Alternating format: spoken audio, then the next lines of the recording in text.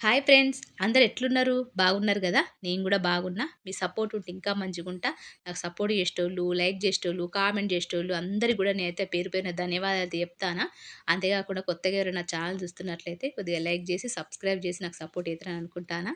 Subscribe అయితే చేసుకోవట్లేదు నాకు తెలిసి. ఎందుకంటే కొత్తోళ్ళకి ఏం అర్థమైతలేదు. అసలు ఇవి ఏం చెప్తాంది? ఏందనేది అర్థమైతలేదు. ఎందుకంటే వేరే వేరే వీడియోస్ వాళ్ళు ఈరోజు వంట ఏం చేసినాం, ఈరోజు క్లీనింగ్ ఏం చేసినాం, ఈరోజు ఏం చేసినాం, బయటికి పోయినాం అనేది ఒక టాపిక్ అయిపోతది. అక్కడికి ఎండ్ అయిపోతది కాబట్టి నచ్చి సబ్స్క్రైబ్ చేసుకుంటారు. కానీ నా వీడియోస్ మొత్తం చూస్తే గాని అర్థం కాదు గదా! అందుకని సబ్స్క్రైబ్ చేసుకోవట్లేదు. వాళ్ళకి అర్థమైతే చేస్తారు. అర్థం కాకపోతే చెయ్యరు. చూసి పోతారు. అయితే ఇక్కడైతే సాయంత్రం 4 గంటలకు పప్పయితే మంచిగా నానబెట్టిన. ఎర్రపప్పు, కందిపప్పు, దాంతోపాటు శనగపప్పు ఈ 3 నానబెట్టి ఇయాలైతే పప్పయితే ఏత్తాన. ఇయాల హాస్పిటల్‌కి పోదాం అనుకున్నాం గానీ, మరి మా ఆయన ఆఫీస్ నుంచి లేట్ అత్తే పోవుడు కుదరది. చూడాలే. ఇక్కడైతే నేను 4 అయిందంటే చాయ్ పెట్టుకొని తాగుతున్న విషయం మీకైతే తెలిసిందే గదా! ఎగ్జాక్ట్‌లీ 4 అయిందంటే పిల్లలకు 4:30కి అట్లా పోయి తీసుకొత్తా కాబట్టి 4 గంటలకు చాయ్ తాగేస్తే కొంచెం రిలాక్స్ అయిపోతది. ఎందుకంటే మళ్ళీ పిల్లలు చదువుకోవడం, పిల్లలు చదివిపియడం, ట్యూషన్‌కి పంపడం ఇవన్నీ ఉంటాయి గదా! అందుకే. రిలాక్స్ కోసమైతే నేను ఒక మంచి టీ తాగుతా. అయితే నిన్న వీడియో అయితే పెట్టినా గదా! స్కానింగు, ఎక్స్‌రే రిపోర్ట్ చూపిచ్చి నెక్కుది. చాలామంది మంచిగా నాకైతే ఆహ్, ఇచ్చిర్రు. సపోర్ట్ ఇచ్చిర్రు. నాకు మంచిగా అనిపిచ్చింది. ఆహ్, ఒక సిస్టర్ అయితే మరి కామెంట్ పెట్టింది. మంచిగా పెట్టిందో, మరి నెగెటివ్ పెట్టిందో, పాజిటివ్ పెట్టిందో నాకైతే అర్థం కాలేదు. ఫస్ట్ అయితే పాజిటివ్‌గానే అనిపిచ్చింది. నా గురించి ఆలోచించినట్టు అనిపిచ్చింది. రెస్ట్ తీసుకోండి అని చెప్పి మంచిగానే ఆలోచించినట్టు అనిపిచ్చింది. కానీ తర్వాత అసలు ఇది నిజమేనా అని అన్నట్టుగా అనిపిచ్చింది. తర్వాత మీరు నెగ్లెక్ట్ చేస్తే పెరాలసిస్ వస్తది ప్రాబ్లమ్ అని చెప్పి పెట్టింది. మరి అది నెగెటివో, పాజిటివో ఇక మరి పెట్టిన సిస్టర్‌కే తెలవాలి. నాకైతే అర్థం కాలేదు అది. అయితే అయితే ఇన్ని రోజులు మా ఆయన నా వీడియోస్ చూసేటోడు కాదు.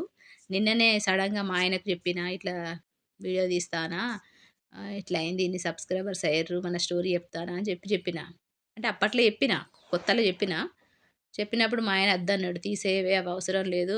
బాగా బ్యాడ్ కామెంట్లు వత్తయి. ఎందుకంటే మనకు ప్రాబ్లమ్ ఉంది కాబట్టి" వద్దని చెప్పిండు గానీ, నేను సరే అని చెప్పిన. నార్మల్‌గా నేను అప్పట్లా ఒక 2, 3 వీడియోల్లో గూడా నార్మల్‌గా వంట టాపిక్ గూడా డైవర్ట్ చేసి గూడా వీడియో తీసిన గుర్తుందో లేదో మీకు. ఆ తర్వాత మళ్ళీ కంటిన్యూ చేసిన. ఇగ అప్పటినుంచి ఇప్పటి వరకు మా ఆయనైతే చూడలే. ఈ రోజు వరకు మా ఆయన ఏ వీడియో చూడలే నాది. నిన్న ఒక్కొక్కటి అంటే థంబ్‌నెయిల్ చూసిండు. వీడియోస్ మొత్తం ఓపెన్ చేసి చూడలేదు. అన్ని థంబ్‌నెయిల్స్ చదివిండు కొన్ని కొన్ని. అయితే మా ఆయన కామెంట్లు చూస్తే మంచిగుండదని చెప్పి సిస్టర్ రాసిన వాటిని ఆఫ్ అయితే చేసిన కామెంట్లు. ఎందుకంటే పారాలిసిస్ అవేవో అన్నది కదా! ఇగ మా ఆయన చూస్తే బాధపడతాడని చెప్పి నేనైతే కామెంట్లు ఆఫ్ చేసిన. మరి ఆ సిస్టర్ మరి కామెంట్ నెగెటివ్ పెట్టిందో, పాజిటివ్ పెట్టిందో నాకైతే అర్థం కాలే. నాకైతే మంచిగా అనిపియలేదు. ఎందుకంటే ఆ మాట నోట్లోంచి రావడం కూడా కరెక్ట్ గాదు గదా! అసలు ఆ మాటనే నోట్లోంచి వచ్చినప్పుడే నువ్వు నెగెటివ్‌గా ఆలోచిస్తున్నట్టే గదా! అందుకని నాకు మంచిగా అనిపియలేదు. మా ఆయన చూస్తే బాధపడతాడని ఆఫ్ జేసిన. అయితే నిన్నటి వీడియోలోకైతే పోదాం. పోవడానికి ముందు ఇక్కడైతే నేను ఆహ్, పప్ ఏమంటారు పప్పైతే ఏత్తానా కద్దుతోని. అయితే నేను ఎట్లా చేత్తానా అంటే అందరూ పప్పు చేత్తరు కాబట్టి ఈజీనే ఉంటది. మీకు తెలిసిన విషయమే. నా మాట వినుకుంటా ఒక వీడియో అయితే ఎండింగ్ వరకు చూత్తరని అనుకుంటానా. ఎందుకంటే నిన్నటి వీడియోలో నేను ఎక్స్‌రే అయితే చూపించిన గానీ, అసలు మరి ఎట్లా ప్రాబ్లమ్ వచ్చిందనేది చెప్పలేదు గదా! అయితే నార్మల్‌గా అందరూ ఇంట్లో వంట చేసుకున్నట్టే, ఇంట్లో పనులు చేసుకున్నట్టే నేను గూడా చేసుకున్నా. కానీ, అది ఎట్లా అయిందంటే ప్రాబ్లము 2 ఇయర్స్ బ్యాక్ ఏమైందంటే, మేము ఇంటికి చున్నమైతే ఏపించుకున్నాము. ఇంటికి చున్నం ఏయించుకున్నప్పుడు ఇక ఇల్లు బిల్డింగ్ అంతా బిల్డింగు 2, 3 అంతస్తులది. 3 అంతస్తుల బిల్డింగు. అదంతా మంచిగా చున్నమేయించుకో ఎవరిది వాళ్ళు క్లీనప్ చేసుకుంటారు. కానీ మా ఇల్లు పెద్దగుంటది కాబట్టి, ఇల్లంతా క్లీన్ చేసి చున్నమేసేసరికి కొంచెం అయితే పనైతే ఎక్కువుంటది గదా! ఇంట్లో ఇగ నేనొక్కదాన్నే లేడీని. మా పిల్లలైతే చిన్నోళ్ళే. మా ఆయనైతే ఉండేటోడే. ఇగ చున్నమయితే 3 రోజులేసిర్రు. 3 రోజులు వారం రోజులు పట్టింది. అంటే మా ఇంటికేయడానికి 3 రోజులైతే పట్టింది. అయితే ఆ 3 రోజులు గూడా మా ఆయన ఆఫీస్‌కెళ్ళకుండా ఇంట్లోనే ఉన్నాడు. పిల్లలు కూడా ఇంట్లోనే ఉండే. పిల్లల్ని స్కూలుకి పంపించినాం. పిల్లల్ని స్కూలుకి పంపించి మా ఆయనైతే నాకు సపోర్ట్‌గా ఇంట్ల పనుల కోసమైతే ఇంట్లో ఉండే. ఇక పెద్ద పెద్ద సామాన్లు, ఫ్రిడ్జు, అల్మారి అవన్నీ ఉంటాయి గదా! గవ్వయితే మా ఆయనే మంచిగా సదిరించాడు. అంటే పనోళ్ళతో పెట్టించుకొని ఆ చున్నం ఎత్తారు గదా! గాళ్ళతోని సదిరి మంచిగా అయితే పెట్టిండు. కానీ ఇంత పడ్డ చున్నాన్ని క్లీన్ జేయడానికి, గిన్నెల మీద పడ్డ చున్నం క్లీన్ జేయడానికి, గిన్నెలు తోమడానికి ఎంత ధూళి పడి ఉంటది మీకు తెలిసిందే గదా! గవన్నీ క్లీన్ జేయడానికి పని మనుషులైతే దొరకలే అప్పుడు. ఇగ దొరకకపోయేసరికి నేనే గదా! అయ్యయ్యో! రోజు వంట చేసుకుంటాం, రోజు గిన్నెలు తోముతాం గదా! అని జెప్పి నేనైతే మంచిగా క్లీన్ చేసినట్టుగా చేసిన. మా ఆయనైతే అప్పుడు ఆఫీస్‌కి పోయిండు. ఇంకా 2, 3 రోజులు ఇంట్లోనే ఉండే. ఆ తర్వాత ఆఫీస్‌కెళ్ళిండు. ఇక మంచిగనే ఒక వారం రోజులు వారం రోజులు ఆ క్లీన్ జేయడానికి వారం రోజులు పట్టింది. ఎందుకంటే వాటి మీద పడ్డ చున్నాని క్లీన్ జేయడానికి, మళ్ళీ గిన్నెలని సాఫ్ జేసుకోవడానికి, అన్నీ సెట్ జేసుకోవడానికి అంటే జనవరిలో అయిందప్పుడు. జనవరిలోనే సున్నం ఏపించుకున్నాం. అప్పుడు ఇగ అవన్నీ క్లీన్ చేసేసరికి నాకైతే బాగా టైర్డ్ అయిపోయినా. బాగా టైర్డ్ అయిపోయినా. ఎట్లా టైర్డ్ అయిపోయినా అంటే ఇగ నాన్ స్టాప్‌గా వారం రోజులు వర్కే ఉండే. ఎంత మా ఆయన వర్క్ చేషినా గూడా ఇంటి వర్కయితే ఆడోళ్ళే జేయాలి గాబట్టి, మస్తు వంట జేయడం, మళ్ళీ గిన్నెలు సదురుకోవడం, మళ్ళీ పెట్టడం ఇవన్నీ బాగుండే. ఇవన్నీ వారం రోజులుగా చేషినా ఒకరోజు ఏమైంది, ఇగ మొత్తం అయిపోయింది. క్లీన్ అయిపోయింది. ఇగ మంచిగా రెస్ట్ తీసుకుందాం అని జెప్పి, మంచిగా రెస్ట్ తీసుకునే టైంలో నైట్ అనుకుంటా నైటే. నేనైతే నైటు 10:30కు ఒక్కసారిగా నేను పడుకొని ఇట్లా లేసినా, లేవగానే సడెన్‌గా నాకు నెక్కు మధ్యలో అసలు నెక్కుకు మధ్య 2 షోల్డర్స్ మధ్యలో బోన్ ఉంటది గదా! నెక్కు స్టార్టింగ్‌ల 2 షోల్డర్స్ మధ్యలో ప్లేస్ ఉంటది గదా! ప్లేస్‌లో ఒకటేసారి క్లక్‌మని సౌండొచ్చింది. ఆ ప్లేస్‌ల నాకు కొంచెం జరిగిందో మరి ఏమైందో తెలవదు గానీ, విపరీతమైన అది ఆ ప్లేస్ నుంచి జరిగిందో మరి ఏందో తెలవది. కానీ ఆ మూమెంట్‌లో మాత్రం నాకు నా బాడీలో ఏమైందో అసలు అర్థం కాలేదు. 2 చేతులు, 2 కాళ్ళు ఒక్కసారిగా ఒక రకంగా వైబ్రేషన్ లాగా అయిపోయింది. విపరీతమైన పెయిను. అసలు నేను లేవలేకపోయినా.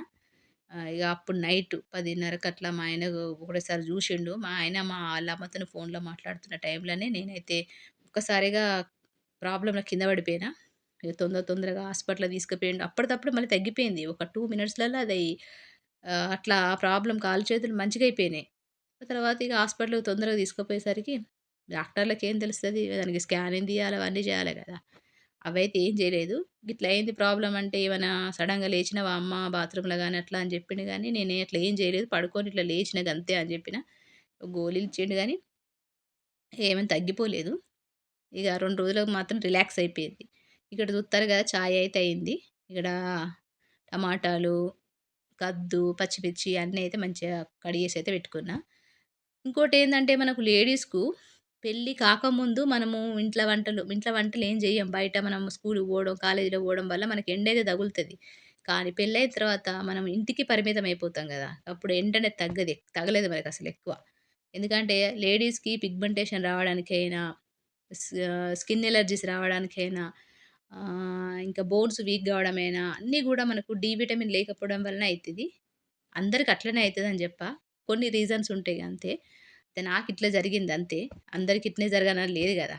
నాకు డి విటమిన్ తక్కువున్నదా అంటే మరి ఆ గోళీలిచ్చిండంటే అట్లా డాక్టర్ ఆ గోళీలు ఇయ్యలే. బోన్స్ సెట్ జేత్తాడు అంతే డాక్టరు. ఇక్కడ జూత్తరు గదా! అన్ని కూరగాయలల్ల అంటే అన్నీ కద్దు, టమాటాల ఉప్పు, కారం అన్నేసుకొని కుక్కర్‌నయితే విజిల్ పెట్టేసుకుంటా. అయితే అట్లయింది. ఆ రోజు పోయినాం. పోయిన తర్వాత డాక్టర్ అయితే 2 రోజుల కోసం గోళీలిచ్చిండు. మంచిగానే ఉన్నది. ఇగ ఆ తర్వాత రోజు 2 రోజులు బానే ఉండే. నాకేం ప్రాబ్లమ్ రాలే. అప్పటిదప్పుడే ప్రాబ్లమ్ సెట్ అయిపోయింది. మళ్ళా ఏమైంది 2 రోజుల తర్వాత ఫస్ట్ టైమ్ మా ఇద్దరు యారాళ్ళు, మా బావలు వాళ్ళ పిల్లలను, వాళ్ళ ఫ్యామిలీని తీసుకొనైతే అంటే ఫిబ్రవరి అనుకోండి. టైంలో వాళ్ళు ఒక హైదరాబాద్ అంతా చూద్దాము.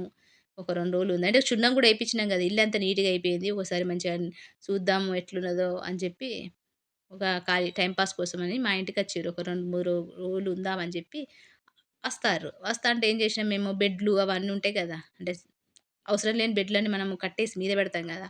ఆ బెడ్‌లన్నీ తీసేసి మళ్ళా పక్కనైతే పెడదామంటే అదే బెడ్లు సదురుదాము అని జెప్పి బెడ్‌లను సెట్ చేసేసరికి నన్నొద్దనే అన్నాడు మా ఆయన. "అద్దు నువ్వు ముట్టుకోకు. పిల్లలున్నారు గదా! పిల్లలతో చేపిత్తా. నువ్వు సపరేట్ రెస్ట్ తీసుకో. నీకు 2 రోజుల నుంచి ఆరోగ్యం మంచిగా లేదు గదా!" అని జెప్పి చెప్పిండు. కానీ నేను ఇగ పిల్లలకు చిన్న పిల్లలు వాళ్ళు ఏం వెయిట్ లేపుతారని చెప్పి నేనేం జేసినా, ఒక చెయ్యేసిన. నేను పట్టుకుంటా అని జెప్పి చెయ్యేసిన. చేసుడుతోనే ఇంకా వెయిట్ నాకు మళ్ళీ బోన్ మీద పడ్డది. బోన్ మీద పడేసరికి ఇంకెక్కువ పెయిన్ ఇగ నేను నడుము లేవలేదు నాకసలు.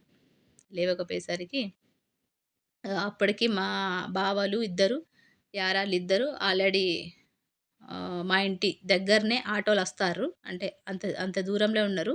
వాళ్ళొచ్చే టైంలో మేము హాస్పిటల్‌కి పోవాల్సొచ్చింది. పిల్లలనైతే ఇంట్లోనే ఉంచినాం. పిల్లల్ని ఉంచలేదు. మేము పిల్లలని తీసుకొని పోయినాం.